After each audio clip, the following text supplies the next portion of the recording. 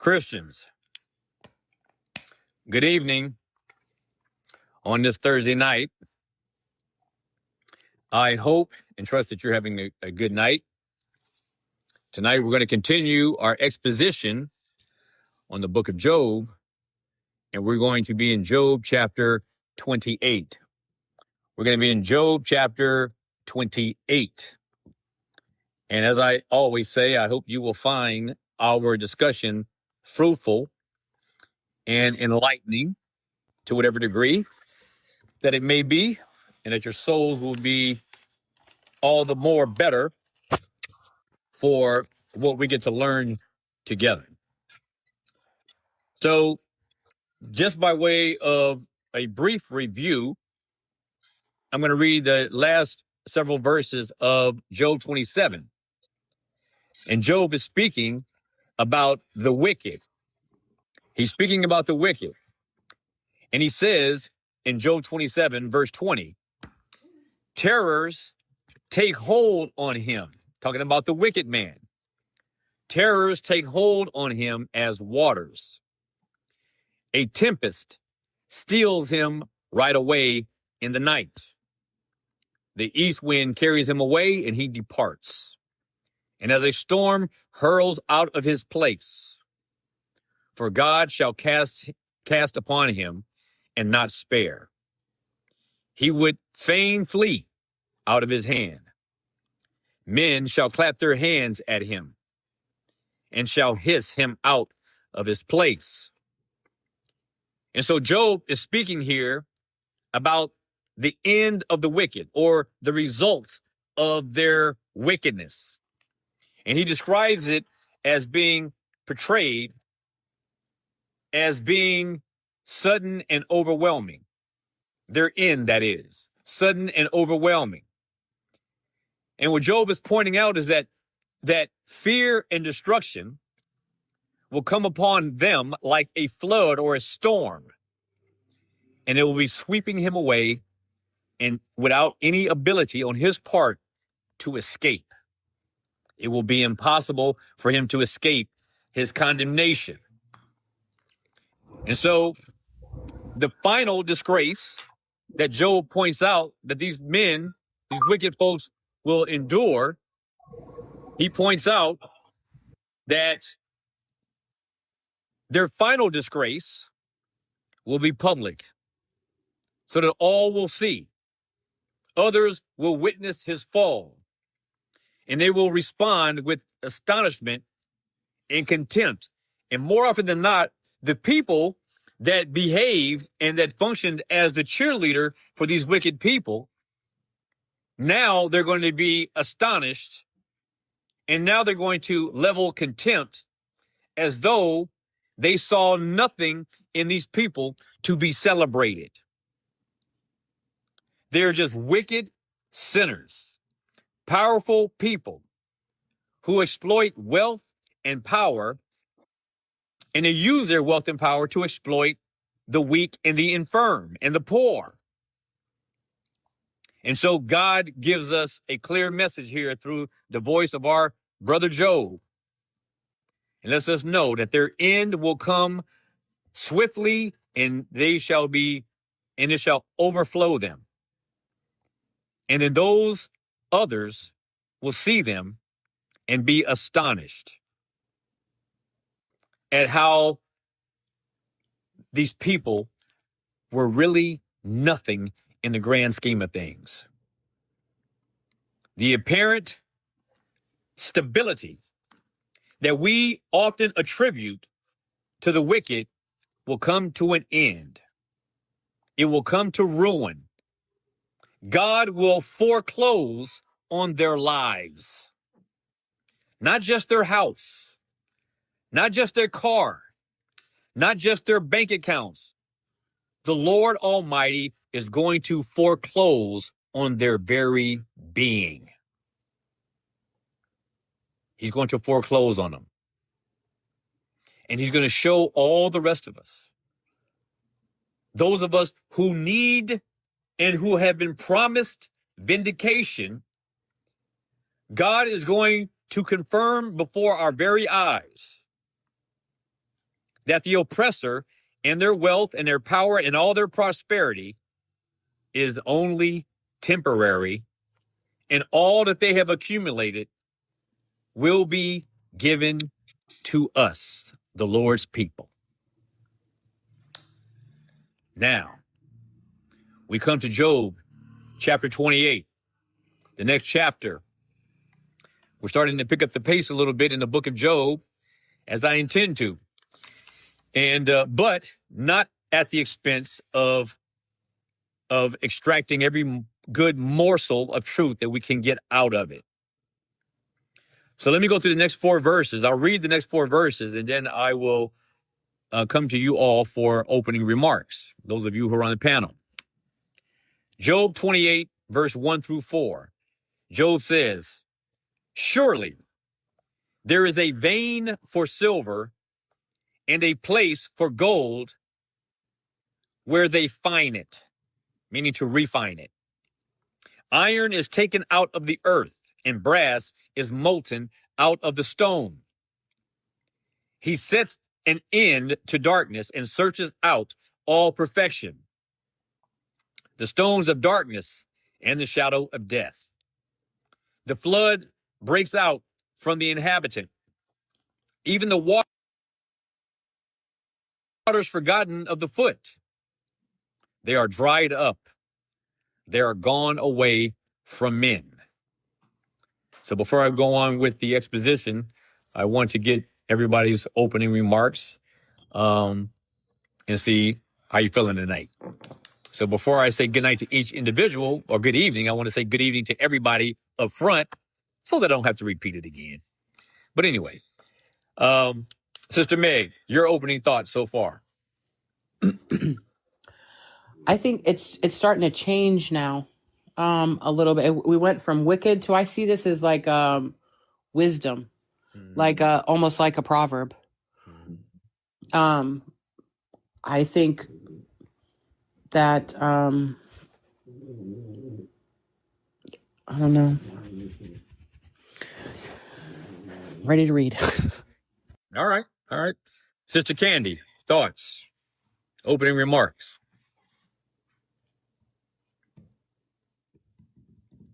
Okay. Sister Mariah, opening remarks. Yes. Well, this is a nice change, as I would agree that Meg is saying. It's he's talking about the wicked. Now he's talking about like what I would consider now the process of sanctification, on how one is refined. There would be no reason to refine something that's already fined, or like that's already pure. There would be no reason to be extracting out the impurities of that thing. So I think that he's making a case for the sanctification of if I can say it that way, of a believer, and how it kind of works. If I don't know if I'm correct, but that's what I'm getting. All right, good thoughts. Brother Rodney, welcome. Good evening, everybody. Good evening. I'm just here to, take it in. I mean, I kind of have a continuation from yesterday, just, more so about righteousness. And, it just made me think, righteousness isn't necessarily always proven by your situation. You know what I mean? It can be based around what you refuse to, I guess, accept falsely when everything else is falling apart. Like, you kind of just go along with the flow, you know what I mean? So that you can be favored, be liked or whatever. And back to my point I made yesterday, integrity over image. And, I'd rather choose my integrity over a world image. And it sucks because you lose a lot, but you gain more in the Father, so I'm here for it. Amen, brother. Amen. Brother Pat, opening remarks, brother. Well, my first thought is that destroying somebody and refining them, that's 2 different approaches, isn't it? Like right now there's a military conflict going on in the world that's on every news station, right? And you could see that what we're not doing is we're not loving those people, right? We're not over in that part of the world, seeing what's wrong with their lives. How can we take care? How can we refine things? How can we make life better for you? We're dropping bombs, and that's meant to decimate. So I think that we're seeing that, the same God that some people, he will bring his full wrath upon. And then there's other people in which he's doing something else that he's taking great care with. Amen, brother. Absolutely.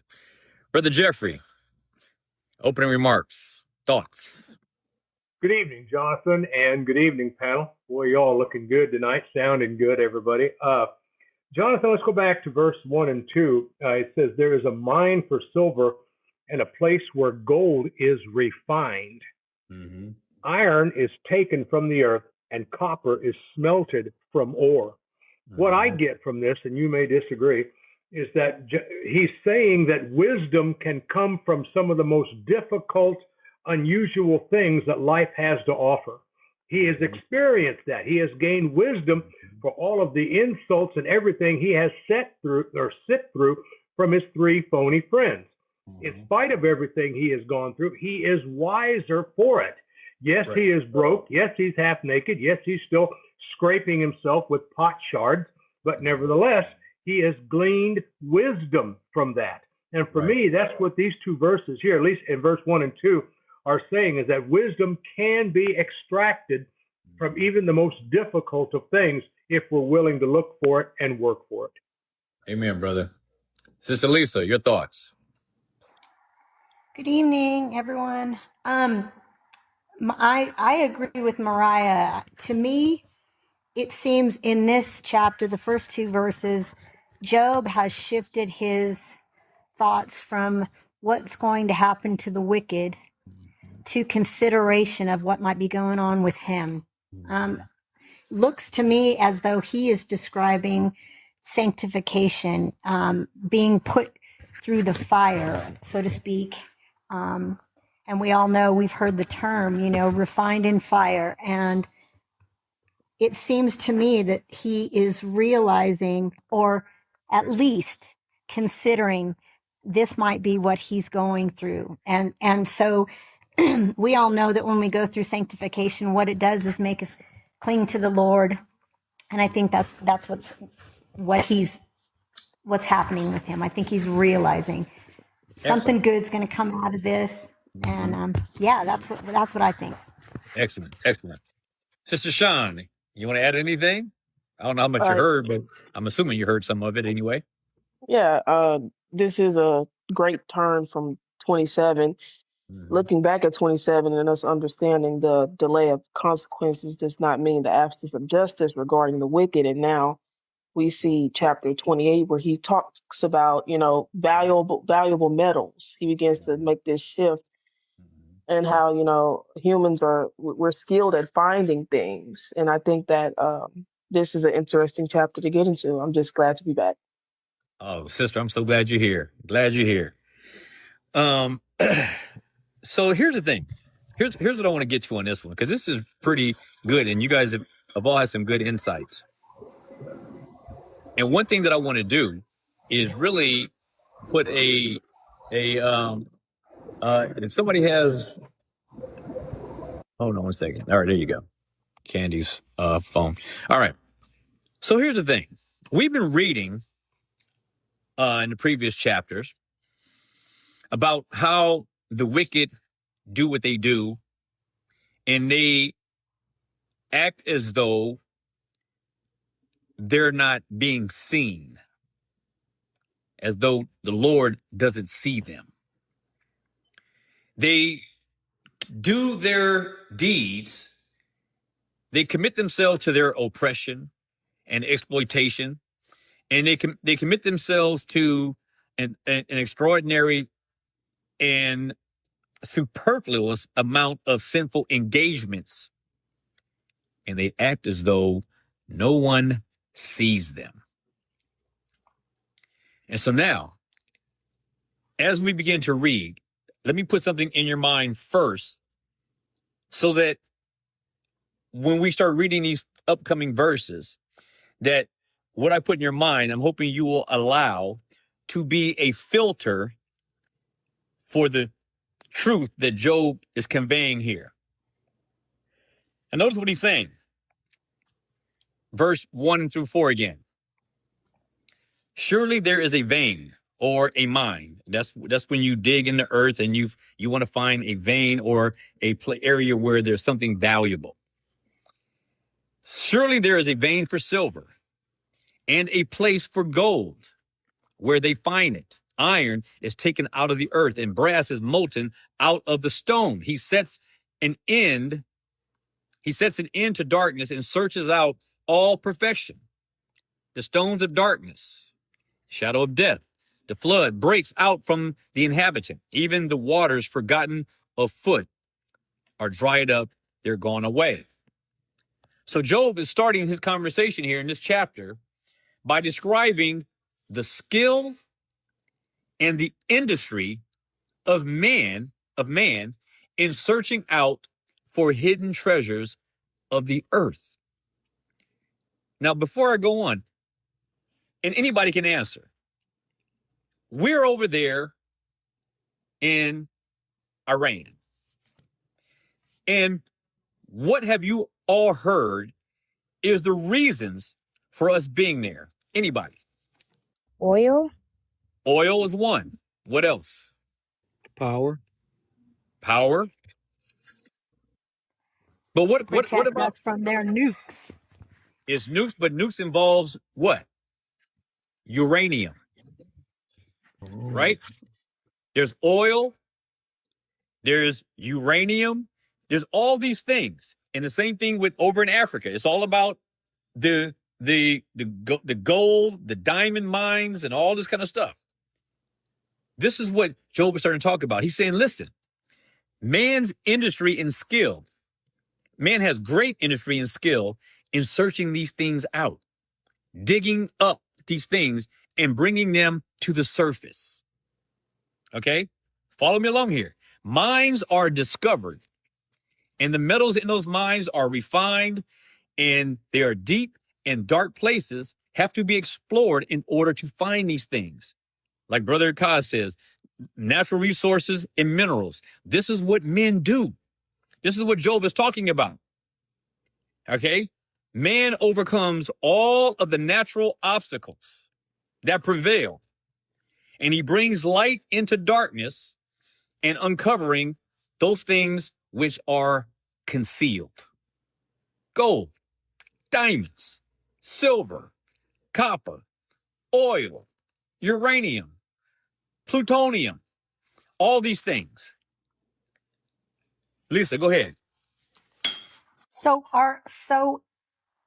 Okay, so I was totally off base here. I'm thinking Job is thinking about what's happening to him. So are you saying that he is still speaking of the wicked and what they do, how they go and fleece everybody? That's right. Oh, totally missed that one. Thank you. Gotcha. That's okay. That's okay. That's why we're here. We're here to try to understand this, what he's saying, because he's going to make a good point. He's going to make a very profound point. You're going to see it soon.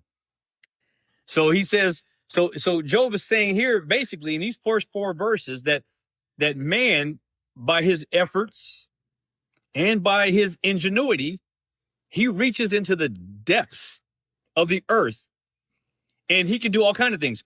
He can get, find jewels, materials, or gold, and all these kinds of things.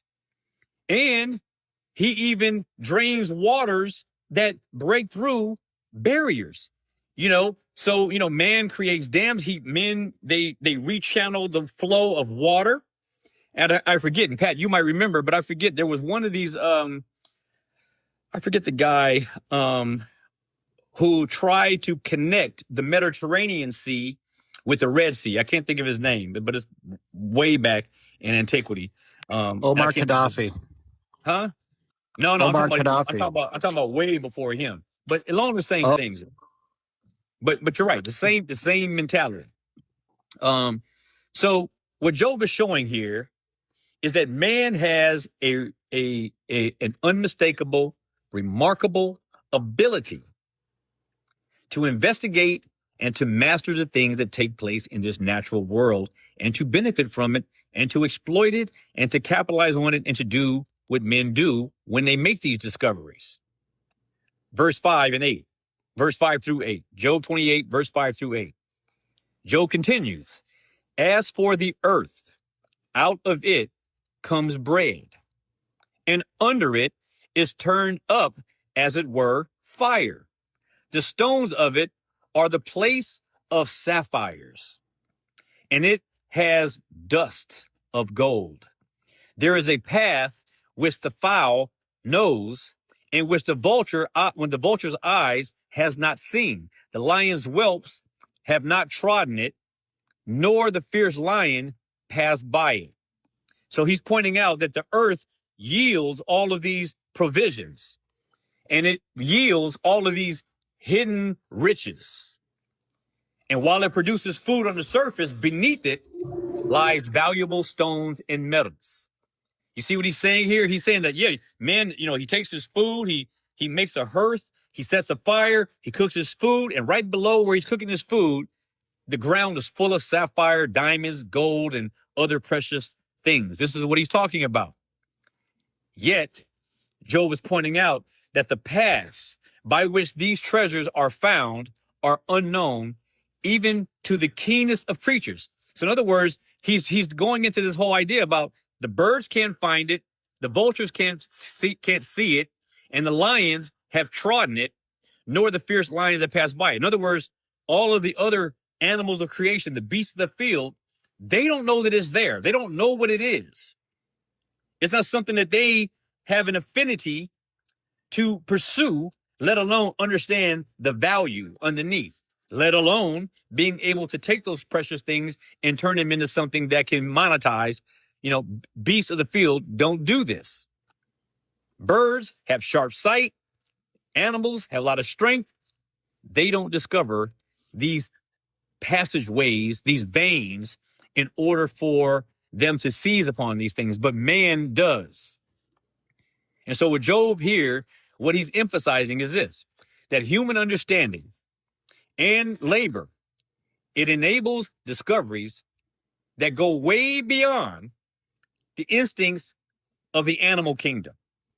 And he highlights the unique capacity that man has to search out hidden things. Do you guys see where I'm going so far? Does anybody see where I'm going so far? Because what Job is saying, he's going, listen, man has these abilities. Man knows how to search the depths and to see and to make these discoveries. Do you not think that God, who sits in heaven, the Almighty, do you think for 1 second he doesn't see you?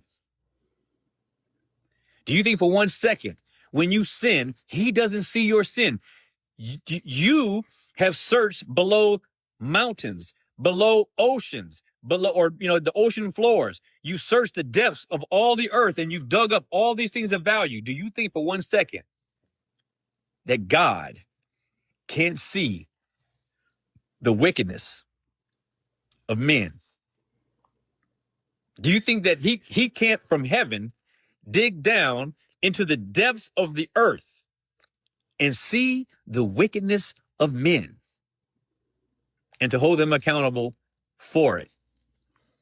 Brother Rodney and then Candy. Yeah, I just wanted to comment. It just kind of just like, making me think about like us as humans, it's like, you can all kind of sense in the regard, like you can go get the light underground and sense but still be lost in the inside, so for everybody that's discovering the gold and stuff like that and the natural resources, but you're still broken on the inside. Even kind of what you mentioned yesterday about him building the house as a moth, Right. and it can be crushed. The wicked never prosper, no matter how glorious it may look. Like, oh dang, I want that car. But then next thing you know, you get in the car accident. Sorry, I didn't mean to say that, but anything can happen, So, but that's all. I just wanted to comment on that. That's all. Yep, absolutely. Sister Candy, go ahead. It just makes me think of man is from the earth. And all these things that we're speaking of is what they are about. And it's the things on the inside that because they are not, and no one would seek for the goodness of God inside.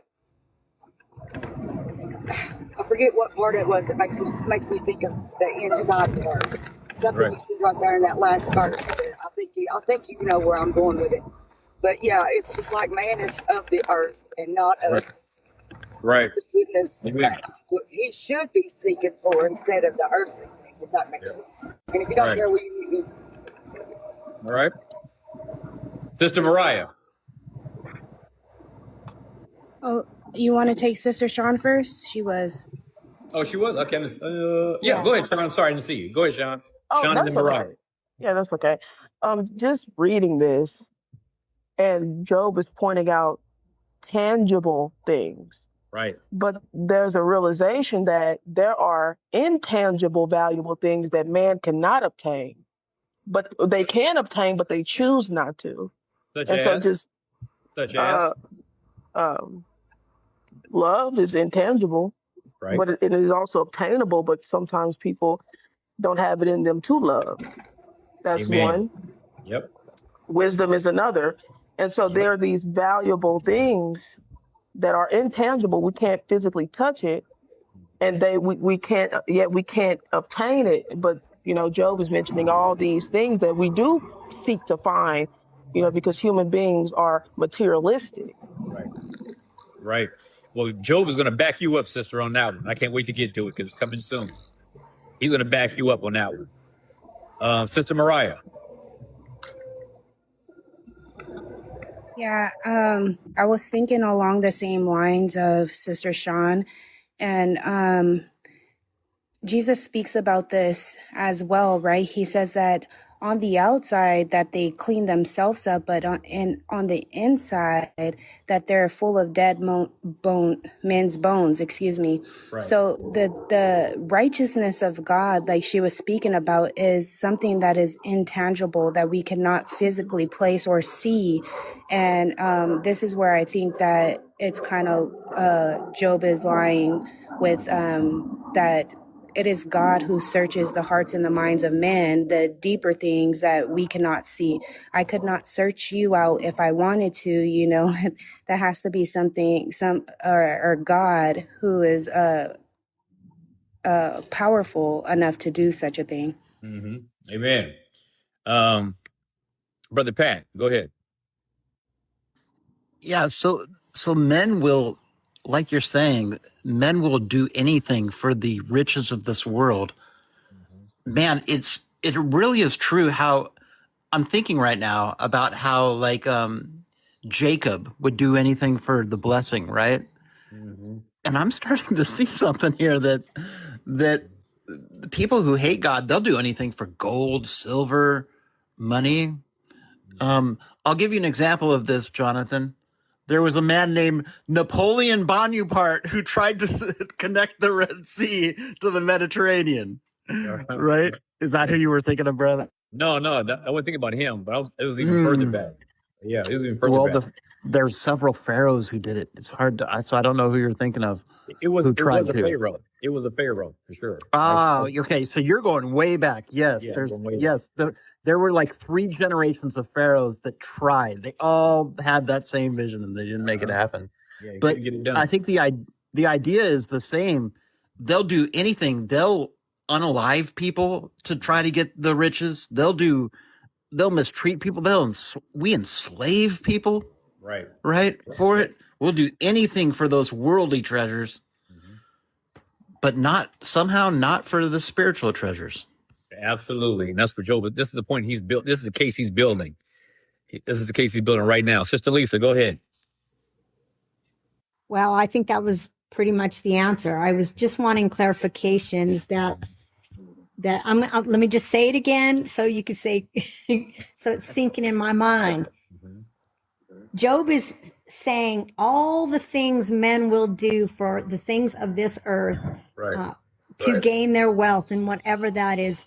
But just as Pat said, but we are not willing to go after the things of God. This is what this is the case that Job is building.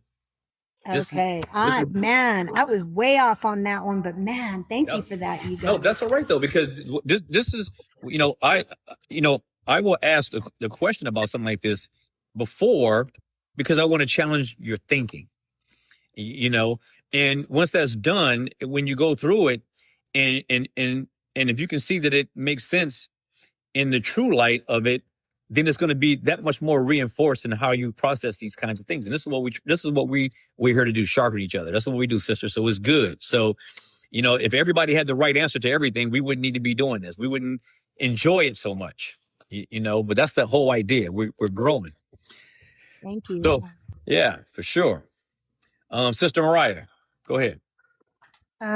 So now, like, obviously, as Sister Lisa said, I was way off, but now I'm seeing that he's still building the case of how the wicked would do, or prosperity wise, right? How they are trying to prosper in this life, and they don't search for the things that are of God, which is the true riches and the true glory, right?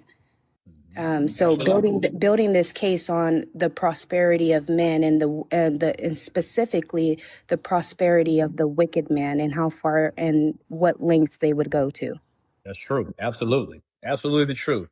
And so, and this is we're going to see it here in a few verses, and it's going to make sense. So like, you guys can look at it, because I'm sure most of you have read this several times, and you're going to be like, okay, now I see it. So this is what I want to try to get to you. Sometimes it just needs to be, go down that, turn here, and that's what I'm trying to do.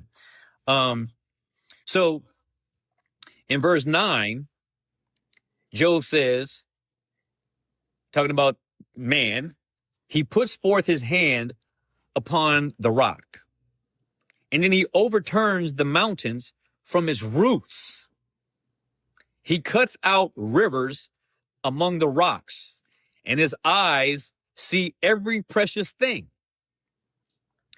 He binds the floods from overflowing, and the thing that is hid he brings forth to light.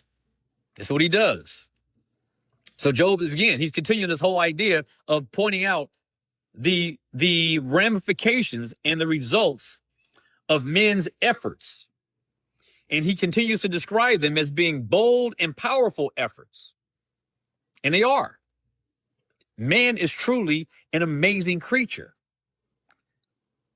And so sin has brought in something that corrupted and frustrated man's capability. And we're going to get to this. So Job is saying that men, they break through rocks, they reshape mountains, and they direct the flow of waters. How many dams are there in the world? How many streams have been connected to different, and I may get the water types wrong, but connecting the ocean to rivers and streams and all these things. Well, men, they carve out pathways for water to go. And they do things like produce electricity, all these different things. And so, he's pointing out that men they search and they diligently seek ways to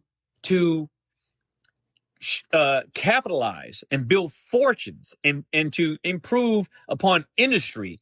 And they build, and man has this frontier mentality.